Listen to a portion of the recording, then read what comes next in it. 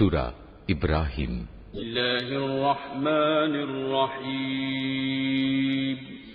রহমান রহিম আল্লাহ তাআলার নামে। আলিফ লাম র। এ কোরআন এমন এক গ্রন্থ যা আমি তোমার উপর নাজিল করেছি, যাতে করে তুমি এর দ্বারা মানুষদের তাদের মালিকের আদেশক্রমে জাহেলিয়াতের অন্ধকার থেকে ঈমানের আলোতে বের করে আনতে পারো, তার পথে যিনি মহাপরাক্রমশালী ও যাবতীয় প্রশংসা পাবার যোগ্য। সে আল্লাহর পথে যার জন্য আকাশমণ্ডলী ও জমিনে যা কিছু আছে সব কিছু নিবেদিত।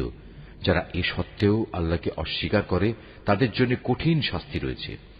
এ শাস্তি তাদের জন্য যারা পার্থিব জীবনকে পরকালীন জীবনের উপর প্রাধান্য দেয়, মানুষদের আল্লাহর সহজ সরল পথ থেকে দূরে সরিয়ে রাখতে চায়, সর্বোপরি এ পথটাকে নিজেদের খেয়াল খুশি মতো বাঁকা করতে চায়।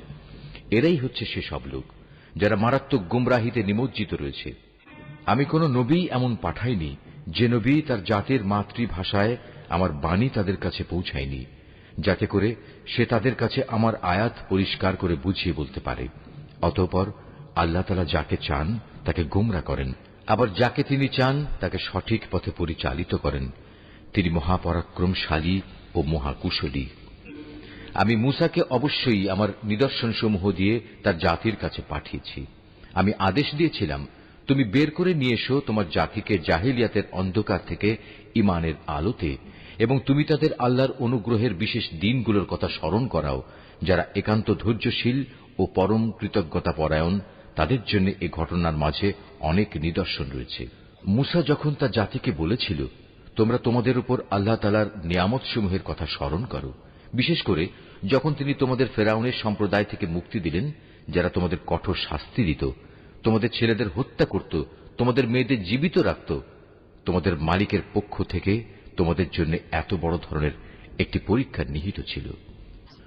স্মরণ করো যখন তোমাদের মালিক ঘোষণা দিলেন, যদি তোমরা আমার অনুগ্রহের শুকর আদায় করো তাহলে আমি অবশ্যই তোমাদের জন্য এই অনুগ্রহ আরো বাড়িয়ে দেব, আর যদি তোমরা একে অস্বীকার করো তাহলে জেনে রেখো আমার আযাব বড়ই কঠিন। মূসা তার জাতিকে আরো বলেছিল, তোমরা এবং পৃথিবীর অন্য সব মানুষ একত্রেও যদি আল্লাহর নিয়ামত অস্বীকার করো তাতে আল্লাহর কিছুই ক্ষতি হবে না, কেননা আল্লাহ তাআলা হচ্ছেন যাবতীয় অভাব অভিযোগ থেকে মুক্ত, প্রশংসার দাবিদার। তোমাদের কাছে কি তোমাদের আগেকার লোকদের সংবাদ এসে পৌঁছয়নি? নূহের, আদ, সামুদ সম্প্রদায়ের ও তাদের পরবর্তী জাতিসমূহের, যাদের বিবরণ আল্লাহ তাআলা ছাড়া আর কেউই জানে না। সবার কাছেই তাদের নবীরা আমার আয়াতসমূহ নিয়ে এসেছিল।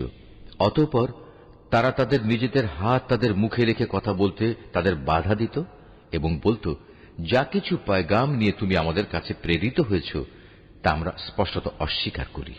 তাছাড়া যে দিনের দিকে তুমি আমাদের ডাকছ সে বিষয়েও আমরা সন্দেহে নিমজ্জিত আছি। তাদের রসুলরা তাদের বলল, তোমাদের কি আল্লাহ তাআলা সম্পর্কে কোনো সন্দেহ রয়েছে, যিনি আসমানসমূহ ও জমিনের সৃষ্টিকর্তা? তিনি তোমাদের তার নিজের দিকে ডাকছেন যেন তিনি তোমাদের গুনাহসমূহ মাফ করে দিতে পারেন এবং একটি নির্দিষ্ট সময় পর্যন্ত তোমাদের অবকাশ দিয়ে সংশোধনের সুযোগ দিতে পারেন। এ কথার পর তারা বলল, তোমরা তো হচ্ছ আমাদের মতোই কতিপয় মানুষ। আমাদের বাপদাদারা যাদের ইবাদত করত, তোমরা কি তা থেকে আমাদের বিরত রাখতে চাও? তাহলে তোমাদের দাবির পক্ষে আমাদের কাছে কোনো সুস্পষ্ট দলিল প্রমাণ নিয়ে এসো। নবীরা তাদের বলল, এটা ঠিক, আমরা তোমাদের মতো কতিপয় মানুষ ছাড়ার অন্য কিছু নই, কিন্তু আল্লাহ তাআলা তাঁর বান্দাদের মধ্যে থেকে যাকে চান নবুয়তের দায়িত্ব দিয়ে তার উপর তিনি অনুগ্রহ করেন, আর আল্লাহ তাআলার অনুমতি ব্যতিরেকে দলিল উপস্থাপনের কোনো ক্ষমতাই আমাদের নেই। আর ঈমানদারদের তো এসব ব্যাপারে আল্লাহর ফয়সালার উপরে নির্ভর করা উচিত। তাছাড়া আমরা আল্লাহ তাআলার উপর নির্ভর করবই বা না কেন? তিনি আমাদের জাহেলিয়াতের অন্ধকার থেকে আলোর পথসমূহে হেদায়েত দান করেছেন। এই আলোর পথে তোমরা আমাদের যে কষ্ট দিচ্ছ তাতে অবশ্যই আমরা ধৈর্য ধারণ করব। সর্বশেষে কারো উপর নির্ভর করতে হলে সবার আল্লাহর উপরেই নির্ভর করা উচিত। কাফেররা তাদের রসুলদের বলল, আমাদের ধর্মীয় গোত্রে তোমাদের ফিরে আসতেই হবে, নতুবা আমরা তোমাদের আমাদের দেশ থেকে বহিষ্কার করে দেব। অতঃপর ঘটনা চরমে পৌঁছলে তাদের মালিক তাদের কাছে এই বলে ওহী পাঠালেন, আমি অবশ্যই জালেমদের বিনাশ করে দেব। আর তাদের নির্মূল করে দেওয়ার পর তাদের জায়গায় আমি অবশ্যই তোমাদের প্রতিষ্ঠিত করব। আমার এই পুরস্কার এমন প্রতিটি মানুষের জন্য যে ব্যক্তি আমার সামনে জবাবদিহিতার জন্য দাঁড়ানোকে ভয় করে এবং আমার কঠোর শাস্তিকেও ভয় করে। এর মোকাবেলায় ওরা একটা চূড়ান্ত ফয়সালা চাইল, আর সে ফয়সালা মোতাবেক প্রত্যেক দুরাচার ও স্বৈরাচারী ব্যক্তি ধ্বংস হয়ে গেল। তার একটু পিছনেই রয়েছে জাহান্নাম, সেখানে তাকে গলিত পুঁজ জাতীয় পানি পান করানো হবে। সে অতি কষ্টে তা গলধকরণ করতে চাইবে, কিন্তু গলধকরণ করা তার পক্ষে কোনো মতেই সম্ভব হবে না। উপরন্তু চারদিক থেকে তার উপর মৃত্যু আসবে, কিন্তু সে কোনো মতেই মরবে না, বরং তার পেছনে থাকবে কঠোর আযাব। যারা তাদের মালিককে অস্বীকার করে তাদের ভালো কাজের প্রতিফল পাওয়ার উদাহরণ হচ্ছে ছাই ভস্মের একটি স্তূপের মতো। ঝড়ের দিন প্রচন্ড বাতাস এসে যা উড়িয়ে নিয়ে যায়। এভাবে ভালো কাজের দ্বারা যা কিছু এরা অর্জন করেছে তার দ্বারা তারা কিছুই করতে সক্ষম হবে না। আর এটাই হচ্ছে এক মারাত্মক গুমরাহি। হে মানুষ, তুমি কি দেখতে পাও না আল্লাহ তাআলা আসমান সমূহ ও জমিনকে যথাবিধি সৃষ্টি করেছেন?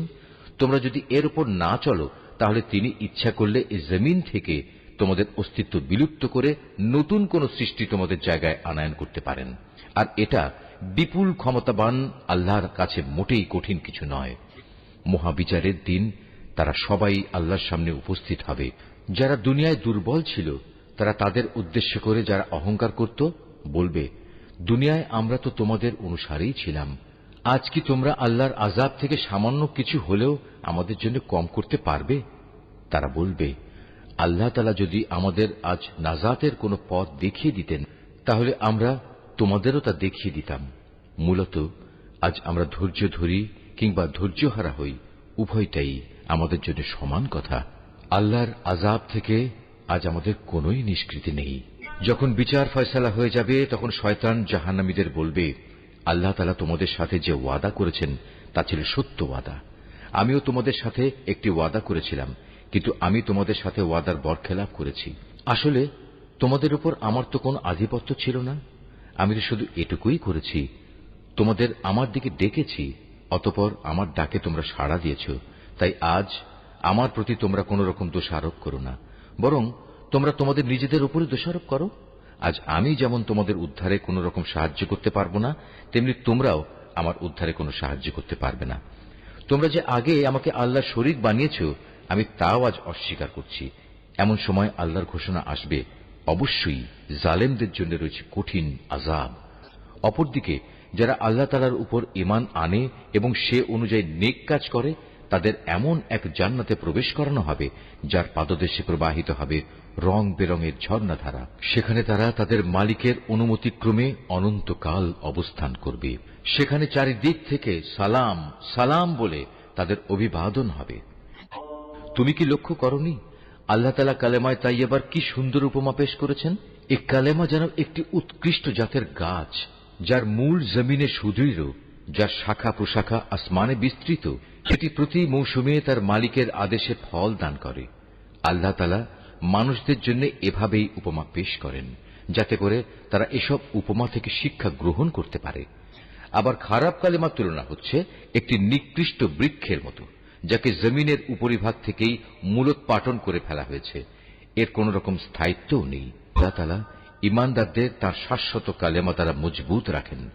দুনিয়ার জীবনে এবং পরকালীন জীবনে জালেমদের আল্লাহ তাআলা এমনি করেই বিভ্রান্তিতে রাখেন। তিনি যখন যা চান তাই করেন। হে নবী, তুমি কি তাদের অবস্থা পর্যবেক্ষণ করনি যারা আল্লাহ তাআলার নিয়ামত অস্বীকার করার মাধ্যমে তাকে বদলে দিয়েছে? পরিণামে তারা নিজেদের জাতিকে ধ্বংসের এক চরম স্তরে নামিয়ে এনেছে। জাহান্নামের অতলে, যেখানে তারা সবাই প্রবেশ করবে। কত নিকৃষ্ট সেই বাসস্থান! এরা আল্লাহ তাআলার জন্য তার কিছু সমকক্ষ উদ্ভাবন করে নিয়েছে, যাতে করে সাধারণ মানুষদের তার পথ থেকে বিভ্রান্ত করতে পারে। হে নবী, এদের তুমি বলো, সামান্য কিছুদিনের জন্য তোমরা ভোগ করে নাও, কেননা অচিরেই জাহান্নামের আগুনের দিকে তোমাদের ফিরে যেতে হবে। হে নবী, আমার যে বান্দা ঈমান এনেছে তুমি তাদের বলো তারা যেন নামাজ প্রতিষ্ঠা করে এবং আমি তাদের যে রিজিক দিয়েছি তা থেকে যেন তারা আমারই পথে ব্যয় করে, গোপনে কিংবা প্রকাশ্যে। কিয়ামতের সে দিনটি আসার আগে যেদিন মুক্তির জন্য কোন রকম সম্পদের বেচাকেনা চলবে না, না এর জন্য কারো কোন রকমের বন্ধুত্ব কাজে লাগবে। তিনিই মহান আল্লাহ তাআলা, যিনি আসমান সমূহ ও জমিন সৃষ্টি করেছেন এবং আসমান থেকে পানি বর্ষণ করেছেন। তা দিয়ে আবার জমিন থেকে তোমাদের জীবিকার জন্য নানা প্রকারের ফলমূল উৎপাদন করেছেন।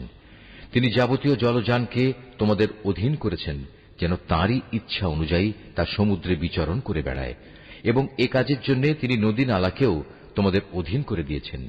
তিনি চন্দ্র সূর্যকেও তোমাদের অধীন করে দিয়েছেন। এর উভয়টা একই নিয়মের অধীনে চলে আসছে। আবার তোমাদের সুবিধার জন্য রাত দিনকেও তিনি তোমাদের অধীন করেছেন। তোমরা তার কাছ থেকে প্রয়োজনে যত কিছুই চেয়েছ, তার সবই তিনি তোমাদের সামনে এনে হাজির করেছেন।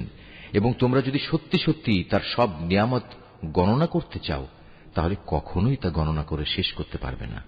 মানুষ আসলেই অতিমাত্রায় সীমা লঙ্ঘনকারী ও নিয়ামতের প্রতি অকৃতজ্ঞ বটে। স্মরণ করো, যখন ইব্রাহিম আল্লাহর কাছে দোয়া করল, হে মালিক, এ মক্কা শহরকে শান্তি ও নিরাপত্তার শহরে পরিণত করো এবং আমাকে ও আমার সন্তান সন্ততিদের মূর্তি পূজা করা থেকে দূরে রেখো। হে আমার মালিক, নিঃসন্দেহে এ মূর্তিগুলো বহু মানুষকে গোমরা করেছে। অতঃপর যে আমার আনুগত্য করবে সে আমার দলভুক্ত হবে, আর যে ব্যক্তি আমার নাফরমানি করবে তার দায়িত্ব তোমার উপর নয়। নিশ্চয়ই তুমি ক্ষমাশীল ও পরম দয়ালু। হে আমাদের মালিক, আমি আমার কিছু সন্তানকে তোমার পবিত্র ঘরের কাছে একটি অনুর্বর উপত্যকায় এনে আবাদ করলাম, যাতে করে হে আমাদের মালিক এরা নামাজ প্রতিষ্ঠা করতে পারে। তুমি তোমার দয়ায় এমন ব্যবস্থা করো যেন মানুষদের অন্তর এদের দিকে অনুরাগী হয়। তুমি ফলমূল দিয়ে তাদের রিজিকের ব্যবস্থা করো, যাতে ওরা তোমার নিয়ামতের শুকর আদায় করতে পারে। হে আমাদের মালিক, আমরা যা কিছু গোপন করি এবং যা কিছু প্রকাশ করি, নিশ্চয়ই তুমি তা সব জানো। আসমান সমূহে কিংবা জমিনের যেখানে যা কিছু ঘটে, এর কোনোটাই আল্লাহর কাছে গোপন থাকে না।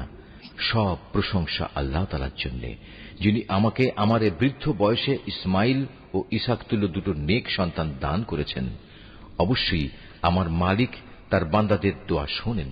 হে আমার মালিক, তুমি আমাকে নামাজ প্রতিষ্ঠাকারী বানাও, আমার সন্তানদের মাঝ থেকেও নামাজি বান্দা বানাও।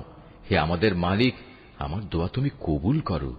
হে আমাদের মালিক, যেদিন চূড়ান্ত হিসাব কিতাব হবে, সেদিন তুমি আমাকে, আমার পিতা মাতাকে এবং সকল ইমানদার মানুষদের তোমার অনুগ্রহ দ্বারা ক্ষমা করে দিও। হে নবী, তুমি কখনো মনে করো না এ জালেমরা যা কিছু করে যাচ্ছে তা থেকে আল্লাহ তাআলা গাফিল রয়েছেন। আসলে তিনি তাদের সেদিন আসা পর্যন্ত অবকাশ দিয়ে রাখছেন, যেদিন তাদের চক্ষু স্থির হয়ে যাবে। তারা আকাশের দিকে চেয়ে ভীত সন্ত্রস্ত অবস্থায় দৌড়তে থাকবে। তাদের নিজেদের প্রতি নিজেদের কোনো দৃষ্টি থাকবে না, ভয়ে তাদের অন্তর বিকল হয়ে যাবে। তুমি মানুষদের একটি ভয়াবহ দিনের আযাব আসা থেকে সাবধান করে দাও। এমন দিন সত্যি যখন এসে হাজির হবে, তখন এ জালিম লোকেরা বলবে, হে আমাদের মালিক, আমাদের তুমি কিছুটা সময়ের জন্য অবকাশ দাও। এবার আমরা তোমার ডাকে সাড়া দেব এবং আমরা তোমার রসুলদের অনুসরণ করব। জবাবে বলা হবে, তোমরা কি সেসব লোক যারা ইতিপূর্বে শপথ করে নিজেদের মধ্যে বলাবলি করতে, তোমাদের এই জীবনের কোনোই ক্ষয় নেই, অথচ তোমরা তাদের পরিত্যক্ত বাসভূমিতেই বাস করতে, যারা তোমাদের আগে নিজেদের ওপর নিজেরা জুলুম করেছিল। এবং এ কারণে আমি তাদের প্রতি কি এ ধরনের আচরণ করেছিলাম তাও তোমাদের কাছে সুস্পষ্ট ছিল। তোমাদের জন্য আমি তাদের দৃষ্টান্ত উপস্থাপন করেছিলাম। সোজা পথে এরা বিভিন্ন চক্রান্তের পন্থা অবলম্বন করেছে। আল্লাহর কাছে তাদের সেসব চক্রান্ত লিপিবদ্ধ আছে, যদিও তাদের সে চক্রান্ত দেখে মনে হচ্ছিল তা বুঝি পাহাড় টলিয়ে দিতে পারবে।